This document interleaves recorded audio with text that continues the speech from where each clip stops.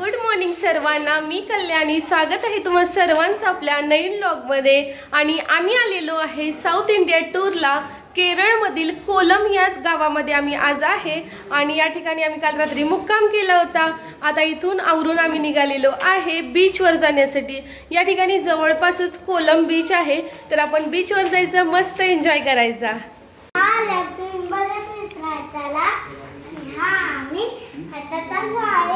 कोलम मध्ये आम्हाला रात्री पोहोचायला खूप उशीर झाला।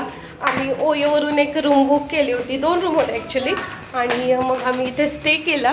कोलम मधून आम्ही निघालो होतो बीचवर जाण्यासाठी, परंतु तिथला बीच बघून आम्हाला तिथे जाण्याची काही इच्छा झाली नाही, कारण तिथे पोहता येण्यासारखा बीच नव्हता, फक्त तिथला व्ह्यू आपण बघू शकत होतो। त्यामुळे आम्ही परत पुढे जाण्याचा विचार केला आणि आमचं पुढचं लोकेशन असणार आहे जटायू। तिथे जटायू अर्थ सेंटर आहे आणि जटायूचं स्टॅच्यू आहे, ते बघायला आपल्याला जायचं आहे। त्याच्या अगोदर आम्ही आता एका ठिकाणी ब्रेकफास्ट करायला आलेलो आहे। या ठिकाणी आम्ही नाश्ता घेतलेला आहे। अप्पम मधलाच हा एक पदार्थ आहे, याचं नाव पण सांगितलं त्यांनी, पण आम्हाला कळालं नाही। आता मस्तपैकी नाश्ता करूया। ट्रिपचा 6वा दिवस आहे आणि आम्ही पोहोचलेलो आहे तिरुवनंतपुरम मध्ये।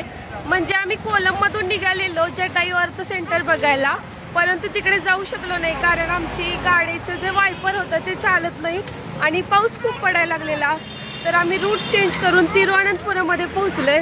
माझा घसा थोडा बसलाय। तर आम्ही निघालेलो आहे तिरुवनंतपुरम मध्ये असलेलं नेपियर म्युझियम बघायला।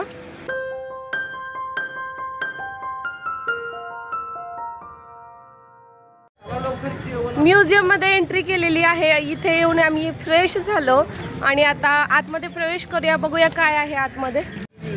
नॅचरल हिस्ट्री म्युझियम या ठिकाणी बोर्ड लावलेला दिसतोय। या ठिकाणी ॲक्वेरियम तिकीट काउंटर देखील आहे, म्हणजे आतमध्ये काहीतरी समुद्रातल्या प्राण्यांचं असणार आहे। नॅचरल हिस्ट्री म्युझियम आहे इकडे। आपण सुरुवातीला इकडे जाऊया।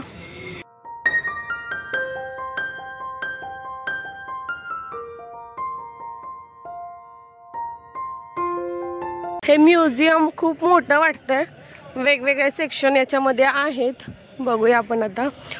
या ठिकाणी झू आहे आणि त्याचं तिकीट काउंटर आता आपण आहे इकडे, तर जाऊया, बघूया तिकीट किती आहे ते। बिहार आणि गोव्यामध्ये हे पाहिले जातात जानवर। हे म्हैस रेडा टाईप आहे, काहीतरी गवारेडा आहे आणि याचं वजन 600 ते 1500 किलो पर्यंत असतंय। इथे 4 आहेत आता। या झू मध्ये पक्षी देखील आहेत। आपली सगळी टीम आता तिथल्या पक्ष्याला बघण्यात गुंग झालेली आहे।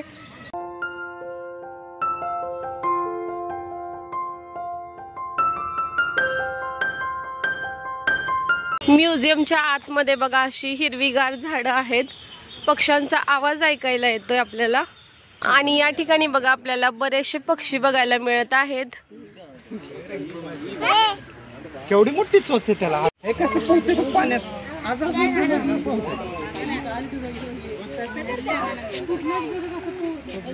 हे बघ निघतो बघ कसं पोहतंय। आलाय आपल्याकडे, आलाय। पक्ष्यांना या ठिकाणी खायला ठेवलेलं आहे। हे बघा आपल्याला खूप जवळून पक्षी बघायला मिळालेला आहे। पक्षी बाहेर आलेला आहे पाण्यातून, हे त्यांचं राहण्याचं ठिकाण आहे। या ठिकाणी ना एक अस्वल आहे आणि ते खालीच येत नाहीये, फिरतोय तो लांबून। चला तर मग आता आपण सिंह बघूया। ते बघा त्या बेंच वरती ना तो आरामात झोपलेला आहे। एवढं छान जंगल आणि त्याच्यामध्ये छान वारा, त्यामुळे त्याला छान झोप लागली बहुतेक। तू लायन बघितला? लायन, हा झोपलाय तो, झोपलाय। आता आपल्याला लायन जवळून दिसायला लागलेला आहे बर का। इकडे बघ, झालेला आहे लायन जागा बर का, कसं बघतोय बघा। लायन आपल्याकडे बघतोय आता। आपल्याला बघायला भेटलेला आहे पाणघोडा, पाण्यामध्ये आहे तो। समोर आपल्याला गेंडा बघायला मिळतोय, तो देखील झोपलेला आहे। इथले सगळेच प्राणी आरामात झोपलेले आहेत बर का। या ठिकाणी आहेत हरिण, 4 हरिण आहेत आणि ते आता चारा खात आहेत. सांबर डिअर आहे त्या ठिकाणी, म्हणजेच हरणाचाच एक वेगळा प्रकार आहे. या ठिकाणी आपल्याला आता खरोखरचं हरिण बघायला मिळालेलं आहे. आपल्याला या ठिकाणी काळवीड बघायला मिळालेली आहेत. इमू पक्षी बघा या ठिकाणी दिसत आहेत आपल्याला. खूपच जवळून आपल्याला हरिण बघायला मिळालेली आहेत. आणि हा बघा 1500 किलोचा एक गवा. आणि नितूने पहिल्यांदाच एवढे सगळे प्राणी एकत्र बघितलेले आहेत. हो ना नितू, आवडले? आता आपण बघणार आहोत टायगर. चला या साइडने आपल्याला टायगर बघायला जायचं आहे. टायगर इकडे बघ. चित्ता बघायचा आहे का तुम्हाला? चित्ता बघा या ठिकाणी. हे बघ इथं समोर बसलाय. हॅलो चित्ता. हे बघा टायगर कसा फिरतोय.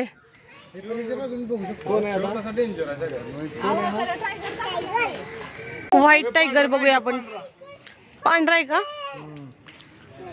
या ठिकाणी आपण बघतोय व्हाईट टायगर आणि तो आरामात झोपलेला आहे. शेपटी हलवतोय, पाय हलवतोय मध्येच.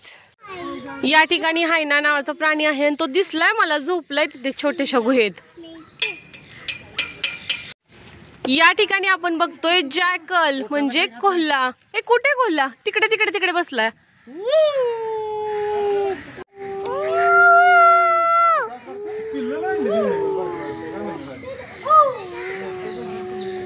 जवळपास आमचा 60% पार्क फिरून झालेला आहे. आता तुम्हाला नेक्स्ट प्राणी दाखवतो, तो आहे नीलगाय. तर या तुम्हाला नीलगाय दाखवतो. कात्रजमध्ये असताना आम्ही नीलगाय शोधायचा खूप प्रयत्न केला होता आणि खूप फिरल्यानंतर आम्हाला एकच सापडली होती फक्त. सो आता तुम्हाला अजून एक दाखवतो. इथे बघा, इथे व्यवस्थित पाहायला मिळेल. तो आहे ना,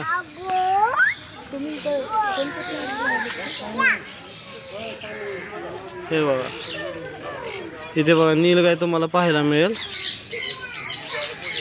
हे इथे बघा साया नावाचा प्राणी आहे, त्याच्यावरती हल्ला केल्यावरती तो काटे टाकतो. इथे तुम्ही माहिती बघू शकता त्याची. हे बघा मगर कशी झोपली. हालत नाहीत काय नाहीत. कुठे कुठे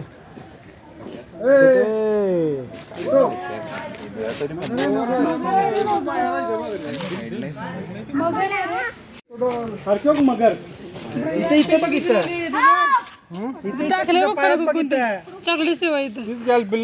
या ठिकाणी आपण बघतोय ऑस्ट्रिच पक्षी. ऑस्ट्रिच नाव लिहिलेलं आहे तिथे. आणि हे बघा मोराने पिसारा फुलवलेला आहे, खूपच छान दिसतोय.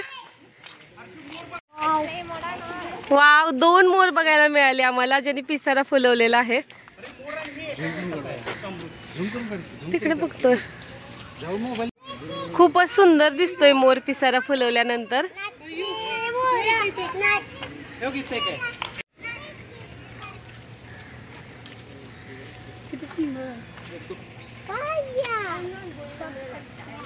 सब बघितलं, सब बघितलं. चला की चला, हाय तुम्ही बघायला. ते तिथे एक लांडोर झोपला. हे समोरचं चित्र बघून तुम्हाला समजलंच असेल की आपण आतमध्ये काय बघणार आहोत ते.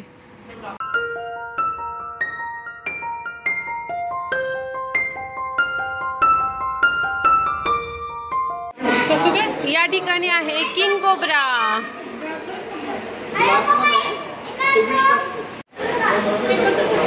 या ठिकाणी आहे कासव.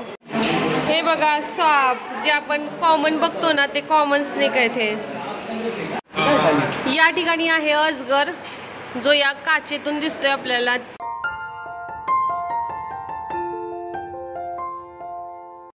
या ठिकाणी धामण बघतोय आपण.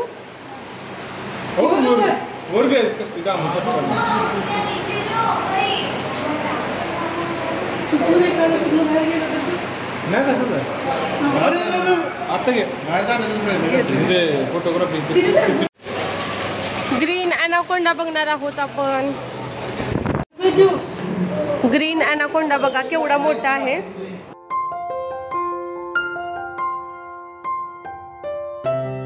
नेपियर म्युझियम मधील झू पार्क आपण बघितलेला आहे, जे की आम्हाला खूप आवडलं.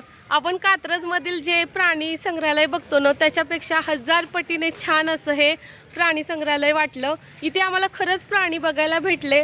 इथलं हायजीन वगैरे एकदम प्रॉपर आहे आणि एरिया पण थोडाच आहे, ज्याच्यामध्ये यांनी सगळं छान असं मेंटेन केलेलं आहे. नेपियर म्युझियम मध्ये आणखी एक आहे गोष्ट, ती म्हणजे रवी वर्मा यांची आर्ट गॅलरी. तर ती देखील बघायला इथे ऑप्शन आहे, पण आम्ही आता नाही बघणार. बघू परत कधी आलो तर बघता येईल. झूलॉजी पार्कच्या शेजारी आहे नेपियर म्युझियम आणि आता आम्ही ते बघायला चाललोय. बघूया. आता आलेलो आहे आपण म्युझियम बघायला. इथे 30 रुपये तिकीट आहे. अराउंड 20 मिनिट तुमचा टाइम जाईल पाहण्यासाठी. तर आता हे म्युझियम पाहायचं आहे आणि आपल्याला पुढे जेवायला जायचंय.